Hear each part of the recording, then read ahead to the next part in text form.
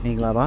ါဒီနေ့တင်ဆက်ပေးခြင်းတဲ့ဇာတ်ကားလေးကတော့ကမ္ဘာကျော်ကွန်ဖူးဘီရဲ့ Bruce Lee ရဲ့အောင်မြင်မှုမှတ်တိုင်တစ်ခုဖြစ်သလိုအရှင်ကားရီရဲ့သမိုင်းမှာကန်ဝေအဖြစ်ကြံရခဲ့တဲ့ The People ဆိုတဲ့ရုပ်ရှင်ကားကောင်းလေးပဲဖြစ်ပါတယ်ဒီဇာတ်ကားကမတရားမှုကိုမြင်နေပါလေရဲ့နဲ့မိခင်ဖြစ်သူကိုပေးထားတဲ့ကတိတစ်ခုကြောင့်တီးခတ်နေရတဲ့လူငယ်တစ်ယောက်ရဲ့မုန်းကြမ်းမှုနဲ့ပောက်ကွဲထွက်လာတဲ့ဒေါသကိုပြည်ပြင်းအောင်သရုပ်ပေါ်ထားတဲ့ဇာတ်ကားတစ်ကားလေးဖြစ်ပါတယ်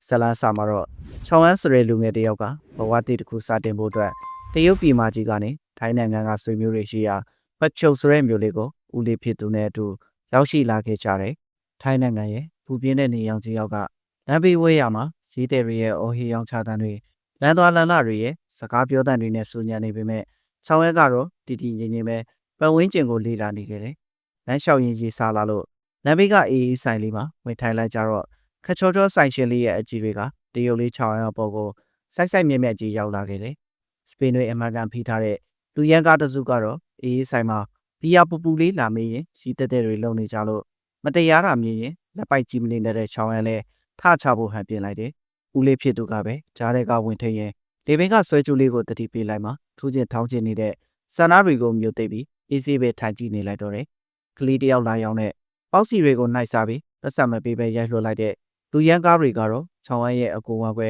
ရွှေချမ်းနဲ့တဲ့တိုးလိုကောင်းကောင်းကြီးအထူတောင်းခံလိုက်ရတယ်။ရှံပွဲပြီးသွားတော့မှချောင်းဝမ်းတို့ဒူကြီးကိုတွေ့သွားတဲ့ရွှေချမ်းလေသူတို့ရဲ့လက်ရှိအလုပ်ကရေခဲဆက်မန်နေဂျာနဲ့သွားတွေ့ပြီးအလုပ်သွင်းပြီးမဲ့အကြောင်းအားပေးစကားပြောထားလိုက်တယ်။အလုပ်စာဝင်နဲ့ပထမဆုံးဒီမှာပဲချောင်းဝမ်းတွန်းလိုက်တဲ့ရေခဲတုံးကြီးက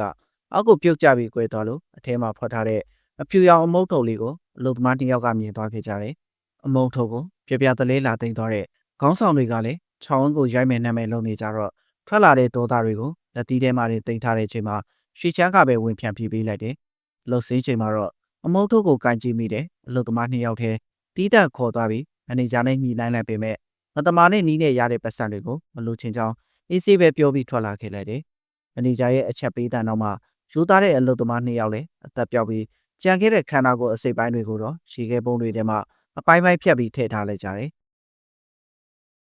ရွှေချမ်းကလည်းသူ့လူတွေပြန်ရောက်မလာလို့နောက်နေ့မန်နေဂျာမှာမန်နေဂျာကိုသွားမေးကြည့်လိုက်တော့သူတို့ရဲ့တတိပေပေါ်ခေါ်သွားရဲဆိုမှအားလုံးလည်းတင်ကမကင်းတွေစဖြစ်လာခဲ့ကြတယ်။ People ကတော့နာမည်နဲ့လိုက်အောင် sorry တယုံယုံနဲ့တားရခြင်းပဲမဲ့ဘီနာကဟာရီကတယောက်မှမလန့်တော့ကာတာနဲ့တိုင်းထားကြရင်တားဖြစ်သူကိုနီလန်းတွေတင်ပေးနေခဲ့ရတယ်။ရွှေချမ်းရောက်လာတဲ့အချိန်မှာတော့သဘောကောင်းတဲ့တတိကြီးတယောက်လိုဆက်ဆံနေပေမဲ့ရက်ဆက်ယုံမှမှုတွေကညနာမှာထင်ဟပ်နေသလိုတဖြည်းဖြည်းနဲ့စကားတွေကစာတီးပြလာခဲ့တယ်။ရွှေချမ်းကလည်းသူ့လူတွေအသက်ခံလိုက်ရပြီဆိုတာရှိမ့်ပြီးသွားလို့ရဲတိုင်မယ်ဆိုပြီးထွက်လာတော့မှ baseball ရဲ့တပည့်တွေကဒေါက်တာကိုစီနဲ့အရင်ဦးကဝင်ခုန်လိုက်ကြတယ်။ရွှေချမ်းကလည်းတိုင်းသမားပြီးရသလောက်ပြန်ပြင်းပေမဲ့အင်အားချင်းကအရန်ကွာနေလို့ထွက်ပေါက်ရှာနေတော့မှပဲ baseball ရဲ့လက်ချက်နဲ့မသားပေါ်ပြီးအလောင်းမှပျောက်သွားခဲ့ရတယ်။နောက်နေ့မနက်မှာတော့အလုသမားတွေအားလုံးလည်းသူတို့ရဲ့ခေါင်းဆောင်ရွှေချမ်းမှာထက်ပြောက်သွားလို့ရုပ်တဲတဲတွေဖြစ်နေကြတဲ့အချိန်မှာစိတ်ယုံတစ်ခုလုံးရပ်တန့်သွားမယ်အခြေအနေကိုရောက်လာခဲ့တယ်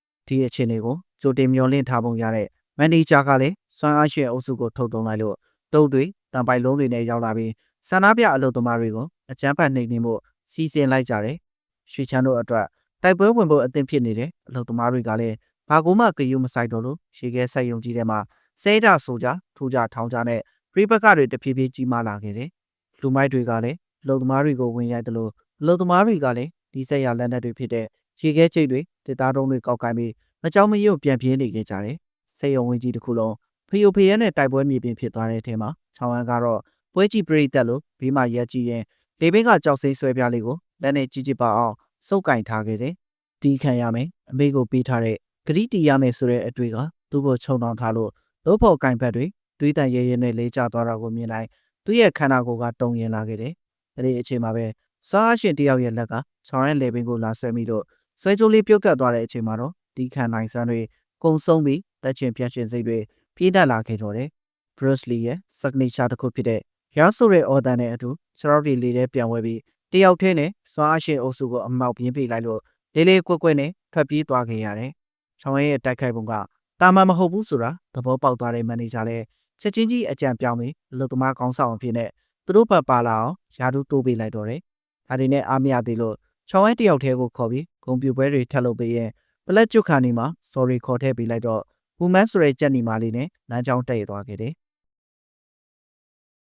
မနက်မိုးလင်းလို့အိယာကနိုးလာတဲ့ချောင်းရဲလဲဘေးနားမှာအိပ်ပျော်နေတဲ့ဝူမန်းကိုမြင်မှာညကအဖြစ်ပြက်တွေကိုပြန်သတိရပြီးရှယ်ရွံ့စိတ်နောင်တရစိတ်တွေနဲ့ထွက်ပြေးလာတဲ့အချိန်မှာရွှေချမ်းရဲ့ညမရှောင်းမိန်နဲ့တက်တိုးသွားခဲ့တယ်။ချောင်းရဲတယောက်ရာထူးတိုးပြီးနောက်ပိုင်းမှာတထွေတွေမန်နေဂျာတွေနဲ့အဆင်ပြေသလားတစ္ဆာဖောက်လို့မြင်နေတဲ့တငယ်ချင်းတွေစေမျိုးသားချင်းတွေနဲ့တော့တပြေးပြေးအလားဝေးသွားခဲ့တယ်။တရင်အစာနာပြောင်းနေတဲ့ရွှေချမ်းတို့အကြောင်းကိုလိုက်ဆုံဆိုင်ရင်စိတ်ဓာတ်တွေကျနေတဲ့အချိန်မှာဝူမန်းစီထက်ရောက်သွားလို့သူတို့ရေခဲစက်ယုံထဲမှာလေပတ်နေတဲ့ဒုစရိုက်လောကအကြောင်းကိုတီးလိုက်ရတယ်။ချောင်းရဲလေညောင်ရင်းချင်းစက်ယုံနဲ့ဝင်ရှာပြီးရေခဲတုံးတတုံးကိုခွဲကြည့်လိုက်တော့အထက်ကဖြူဖြူထုံလေးထွက်လာမှဝူမန်းပြောခဲ့တာတွေအားလုံးကိုတတိချယုံကြည်သွားတော့တယ်။နောက်ထပ်ရေခဲတုံးတွေကိုဆက်ရှာကြည့်လိုက်တော့ရဲရဲဆက်ဆက်တက်ပြီးခုတ်ထစ်ထားတဲ့အလောင်းရဲ့အစိပ်ပိုင်းတွေထဲမှာရွှေချမ်းရဲ့ကောင်းတဲ့တကယ်ချင်းတွေကိုပါမြင်တွေ့လိုက်ရတယ်။ Baseball ရဲ့သားနဲ့လူမိုင်းအုပ်စုတွေကလည်းသူတို့ရဲ့အကြောင်းကိုသိသွားတဲ့လူမှန်သမျှတယောက်မှအရှင်းမထားလို့ရေခဲစက်ယုံရဲ့အီဆက်ဆက်တိုးလောင်ခန်းထဲမှာ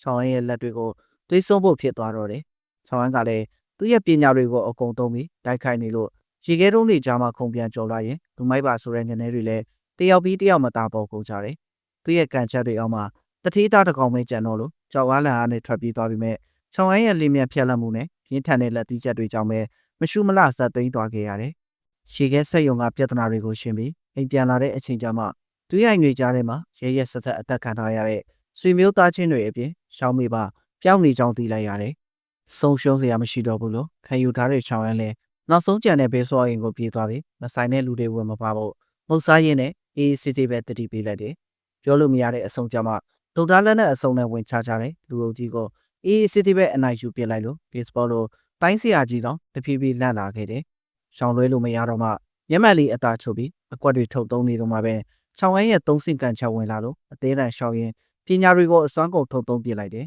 ။ Bruce Lee ရဲ့လို့ဖြစ်လာတယ်လီဘော်ကကန်ချက်တွေကြောင့်မရှင်နိုင်မဲတည်သွားတဲ့ baseball လေခြေထောက်ကတမြောင်တွေကိုထုတ်သုံးလိုက်လို့ဒဏ်ရာနဲ့နဲ့ရသွားခဲ့တယ်။ baseball ရဲ့တိုင်းပညာကလည်းအဆင့်မြင့်ပေမဲ့ချောင်းဝဲကိုတော့မရှင်နိုင်တော့သူပေါက်လိုက်တဲ့ဓာတ်နဲ့ပဲလက်ပြအဆိုင်ခံလိုက်ရသလိုတံမာလာတဲ့လက်ချောင်းတွေကိုမရှောင်နိုင်ပဲအသက်ထွက်သွားခဲ့ရတယ်။မတရားမှုတွေရက်စက်မှုတွေနဲ့ဝီရစီဝါလုပ်ငန်းကြီးရဲ့ခေါင်းကိုက်ဖခင်ကြီးဘေးစ်ဘောရဲ့မျက်နှာကိုစိတ်ကြိုက်ခွာထုတ်ပြီးမှအလောင်းပေးမှထိုင်ချလိုက်တယ်။ရဲတွေရောက်လာတဲ့အချိန်မှာတော့မျက်နှာမှာနောင်တရတာမျိုးမရှိပဲတာဝန်ကျေပွန်သွားတဲ့လူတယောက်ရဲ့တည်ငြိမ်မှုမျိုးနဲ့အေးစစ်စစ်အဖမ်းခံသွားရင်ဇလန်လေးလည်းပြီးဆုံးသွားပါပြီ။ဒီဇာတ်ကားလေးမှာပေးချင်တဲ့ message ကတော့ Bruce Lee တောင်မှထိုင်းရောက်မှအောင်မြင်သွားတယ်ဆိုတာပါပဲ။အားလုံးကိုကျေးဇူးတင်ပါတယ်ခင်ဗျာ။